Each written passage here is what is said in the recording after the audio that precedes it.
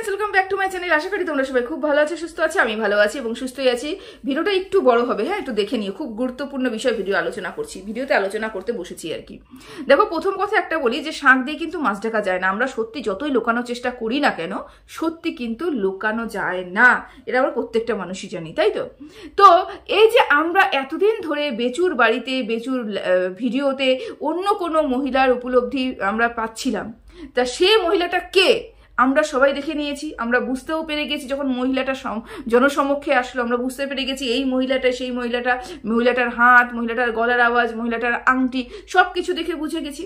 আচ্ছা, যখন মহিলাটার উপলব্ধি বেচুর ভিডিও থেকে আমরা পাচ্ছিলাম, যখন বাচ্চাটা মাম্মাম মাম্মাম বলে ডাকছিল, যখন মেহেন্দি পরা হাত দেখা যাচ্ছিল, যখন হাসির আওয়াজ পাচ্ছিলাম, তখনও তো আমরা প্রতিটা মানুষ, আমি না করলে পরেও সেই সময় আমি দেখছিলাম ঠিক, কিন্তু আদার্স অন্যান্য ভিডিও মানুষেরাও তো ভিডিও করেছে, কন্ট্রোভার্সি ক্রিয়েটাররা তো ভিডিও করেছে, বলেছে যে বেচুর বাড়িতে কোনো মহিলা আছে এবং মহিলার উপস্থিতি সে উপলব্ধি করতে পারছে। কিন্তু সেই সময় বেচুর দিদিরা, যারা বেচুর এখন দালাল হয়ে আছে, যারা বেচুর পেছনে সবসময়ের জন্য হাওয়া দেয়, তারা কি না কি বলে গেছে সেই ব্যাপারটাকে ঢাকার জন্য, বাড়িতে কেউ নেই ঢাকার জন্য অন্য কন্ট্রোভার্সি ক্রিয়েটারদের নোংরার থেকে নোংরা কথা বলে গেছে। ওরা কি বলেছে, তোরা যেরকম সবসময় তাই দেখিস, টিনা যেরকম সবসময় সেরকমই দেখিস, সেরকমই ভাবিস নাকি? বেচু ভদ্রঘরের ভদ্র ছেলে, গ্রামের একটা নিরীহ ছেলে, অনেক বড় বড় লেকচার মেরেছিল না? অনেক বড় বড় লেকচার মেরেছিল। তখন কিন্তু প্রত্যেকটা মানুষ বুঝতে পেরেছিল বেচুর বাড়িতে কেউ একজন ছিল, কিন্তু দিদিরা মানতে চায়নি। কারণ দিদিরা জানতো বেচু যা ভেতরে ভেতরে কুকর্ম করছে করুক, বাবা, সামনে না আনলেই হলো।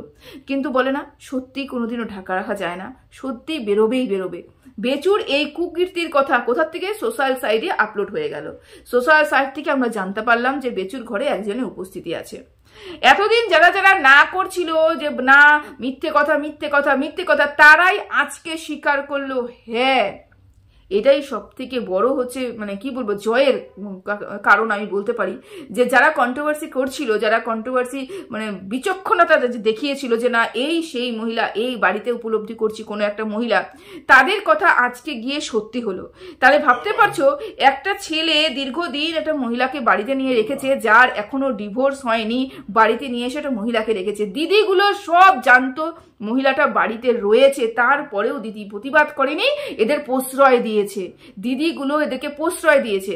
এখন বেচুর যখন পুরোপুরি ফেসে গেছে, এখন এই দিদিগুলো বলতে বসেছে। হ্যাঁ, আজকে এমন একটা ভিডিও দেখলাম যেখানে একটা দিদি বলতে বসেছে বেচুর যে তোমার ঠিক হয়নি, তোমার ভিডিওতে মাম্মাম বলে বাচ্চাটা ডাকছে সেই ক্লিপটা দেওয়ার, তোমার ঠিক হয়নি হাত দেখানোর, তোমার ঠিক হয়নি হাসির আওয়াজটা পোস্ট করা, তোমার ঠিক হয়নি। আরে বেচু কি জানতো? বেচু তো ভেবেছে যে টিনা বলেছিল না ও জীবনে আমি এসেছি আর অন্য কেউ আসবে কিভাবে, বেচুর পরিবেশ দেখে, বেচুর ইসে দেখে অন্য কোনো মহিলারা আসবে না, প্রত্যেকটা কন্ট্রোভার্সি ক্রিয়েটার বলেছিল। এই জন্যই বেচু বোঝানোর চেষ্টা করেছিল, হ্যাঁ আমার জীবনেও অনেক মহিলারা আসতে পারে। এই কারণেই কিন্তু বেচু দেখিয়েছিল। বেচু জানতো না যে এটাতে পুরোপুরি বেচু ফেসে যাবে। তা দিদিরা তখন অস্বীকার করেছিল, কিন্তু তবে পুরো দর্শকদের তখন ধোঁয়াশায় রেখেছিল। আজকে যখন ফেসে গেছে, এখন দিদিদের মনে হচ্ছে না এখন তো বলতে হবে।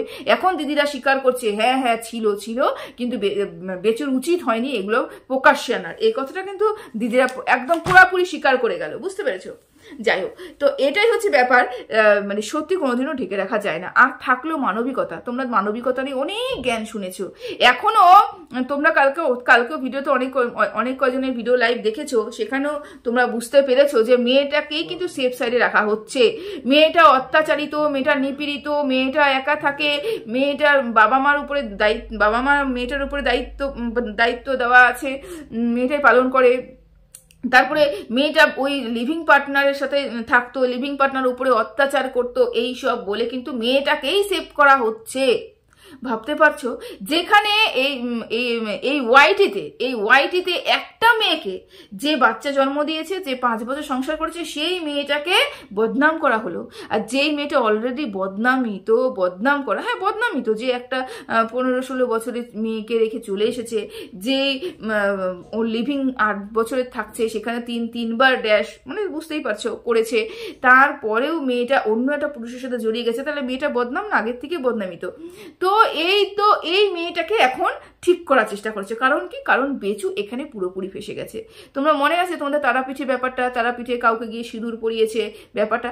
এই যে এইখানে আমি কিন্তু এখানে গল্প গুজব করতে বসিনি, এখানে যা যা দেখেছি, যা যা বুঝতে পারছি তা নিয়েই কিন্তু আলোচনা করছি। সব কিছু এখানে আপলোড করা আছে, হ্যাঁ এই ওয়াইটিতে, এই সোশ্যাল মিডিয়াতেই আপলোড করা আছে। এখানে আমি ভুয়ো কথা বলতে বসিনি।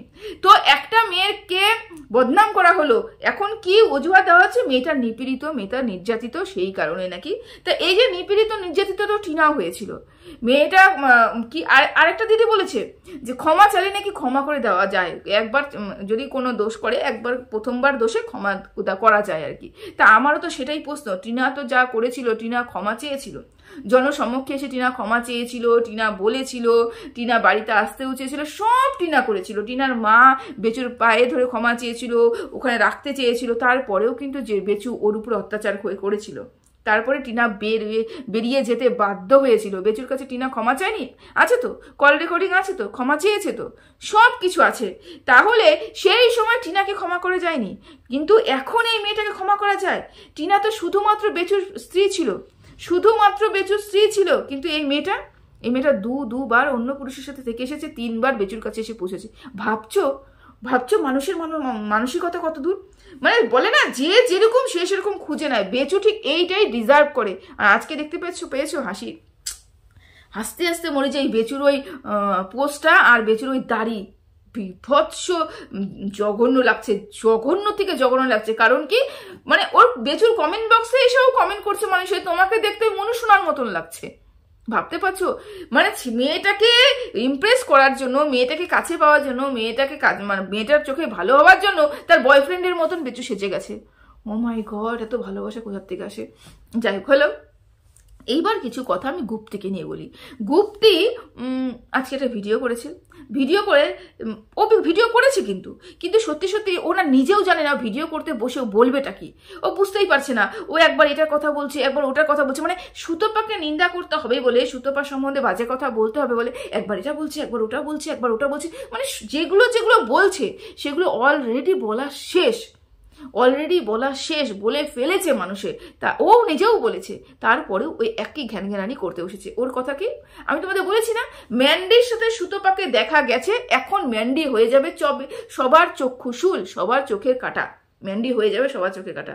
এই কারণে বলছি, কারণ ম্যান্ডিকে কদিন আগেই যখন স্যান্ডি ঘরে নিয়েছিল, যখন সুতপা ম্যান্ডির বিরুদ্ধে কথা বলছিল, তখন কিন্তু এরা সবাই গিয়ে ম্যান্ডির পিঠের মধ্যে থাপড়াচ্ছিল।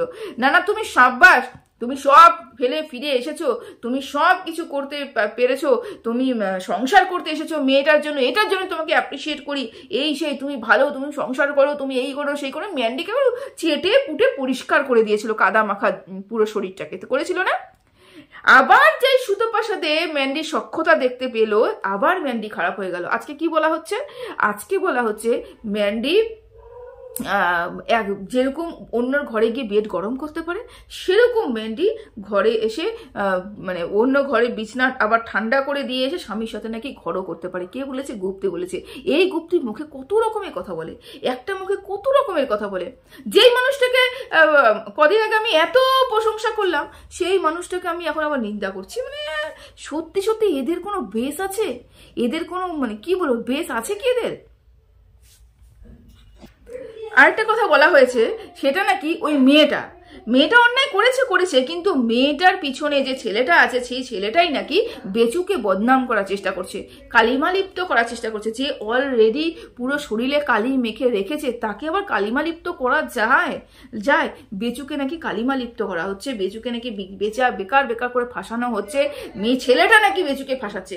আরেকটা কথা বলা হচ্ছে যে কেন ঢেঁড়সের কাছে গিয়েই ছেলেটা করলো, মানে কমেন্ট করলো। কেন কমেন্ট করলো? কারণ ঢেঁড়স যাতে বেচু পেছনে সাপোর্ট হয়ে দাঁড়িয়ে আছে, একদম বেচুর হচ্ছে পেছনে ওয়ালের মতন, মানে শক্ত পিলারের মতন দাঁড়িয়ে আছে, যাতে প্রমাণ দিয়ে, মিথ্যে প্রমাণ দিয়ে বেচুর বিরুদ্ধে এই ঢেঁড়স চলে যেতে পারে, সেই জন্যই কিন্তু ঢেঁড়সের কাছে গিয়ে এই ধরনের কমেন্ট করেছে। আমি তোমাকে সব জানাতে চাই, সব প্রমাণ দিতে চাই। এইটা নিয়ে কালকে আমি একটা ভিডিও করেছিলাম।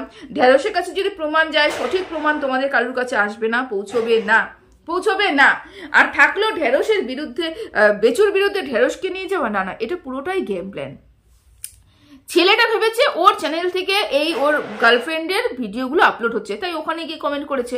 তাই বলছে না হয়তো আমাকে সাহায্য করবে, কিন্তু ছেলেটা তো জানে না ওয়াইটির সম্বন্ধে, ছেলেটা তো জানে না যে কে কিরকম ষড়যন্ত্রকারী, কে কিরকম ষড়যন্ত্র করে, ছেলেটা কিন্তু কিচ্ছু জানে না।